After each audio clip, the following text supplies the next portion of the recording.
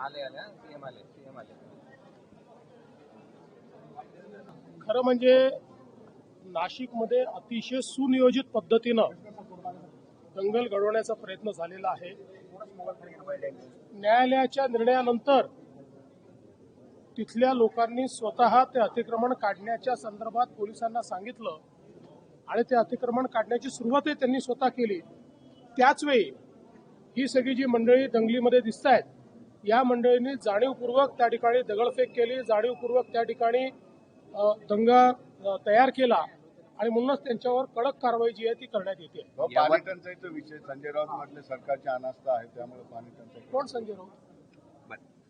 यवतमाळमध्ये एका 12 वर्षाच्या मुलीचा मृत्यू पाणी हे आणताना गेलेला आहे. त्याबरोबर 6 लोकांना चैन करावी लागते तिथं पाणी काढण्यासाठी आणि तिथं पण अनेक लोकांचा मृत्यू आहे की निश्चितपणे अशा जिथे टंचाई आहे तिथे आपण कलेक्टरला अधिकार दिलेले आहेत. कलेक्टरने त्या ठिकाणी टँकरद्वारे पाणी पुरवठा करायचा आहे किंवा त्या ठिकाणी ज्या काही वेगवेगळ्या पद्धतीने पाणी पुरवठा करता येईल तो करायचा आहे. आपल्याला कल्पना आहे की महाराष्ट्रामध्ये एप्रिल आणि मे हे 2 महिने असे असतात की ज्या काळामध्ये खूप भागामध्ये पाणी टंचाई तयार होते. प्रत्येक जिल्ह्याचा पाणी टंचाईचा आराखडा आपण तयार करतो. त्या आराखड्यानुसार ज्या ठिकाणी टंचाई होणार आहे त्या ठिकाणच्या उपाययोजना या ठरवायच्या असतात. त्याच्याकरता जिल्हाधिकाऱ्यांच्याकडे आपण निधी देखील उपलब्ध करून देतो. त्यामुळे अशा प्रकारची घटना जर कुठे होत असेल तर तिथे काय अडचणी आहेत ते आम्ही समजून घेऊ आणि त्यातनं मार्ग काढू. पण ज्या गावामध्ये हे सगळं घडलंय तिथं पंतप्रधानांची जी पाण्याची योजना आहे हर घर जल हर घर नल ह्या झाल्यात, मात्र तुम्ही बघा आता मला आगा माहिती नाही, पिछा माहिती नाही, कुठे झाला हे माहिती नाही आणि तुम्ही अगदी अरे पण तुम्ही सांगितलं म्हणून थोडं उत्तर देता येईल ना. मुळामध्ये मी तुम्हाला उत्तर दिलेलं आहे की जिथे कुठे प्रॉब्लेम असेल तो प्रॉब्लेम सॉल्व्ह करू आपण. भगवद्गीतेचा सन्मान हा आंतरराष्ट्रीय पातळीवर झाला आहे. युनेस्कोच्या यादीमध्ये भगवद्गीता आणि भरत मुनीच्या नाट्यशास्त्राचा समावेश करण्यात आला. ही भारतासाठी आनंदाची बाब आहे. फार आनंदाची बाब आहे. याचं कारण आहे की भगवद्गीता हा केवळ धार्मिक ग्रंथ नाही आहे.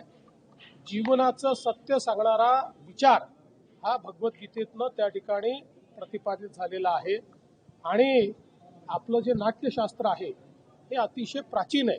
त्यामुळे त्याला जर युनेस्कोमध्ये जागा मिळत असेल तर आपल्या सर्वांकरता ही अतिशय अभिमानाची गोष्ट आहे. डीएमआयसीच्या संदर्भात काही महत्त्वाचे निर्णय घेतलात आपण आणि ते मराठवाड्याच्या पुढच्या विकासासाठी अत्यंत मुळातच मराठवाड्यातल्या उद्योजकांनी अशी विनंती केलेली आहे की डीएमआयसी सोबत या ठिकाणी डिफेन्स क्लस्टर करता येईल का, अशा प्रकारचा एक विचार त्यांनी मांडलेला आहे.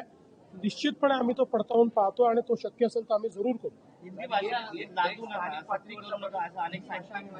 याच्यावर मी परवाच बोललेलो आहे.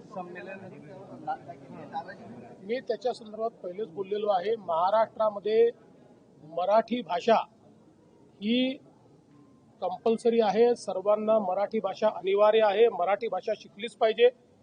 त्याच्यासोबत दुसरी कुठली भाषा शिकायची असेल तर ती भाषा शिकता येते. आणि मला कधी कधी आश्चर्य वाटतं की हिंदीला विरोध आणि इंग्रजीला का नाही. इंग्रजीला पालख्या आणि हिंदीला विरोध, हे कुठला विचार आहे. त्यामुळे मराठीला जर कोणी विरोध केला तर आम्ही सहन करणार.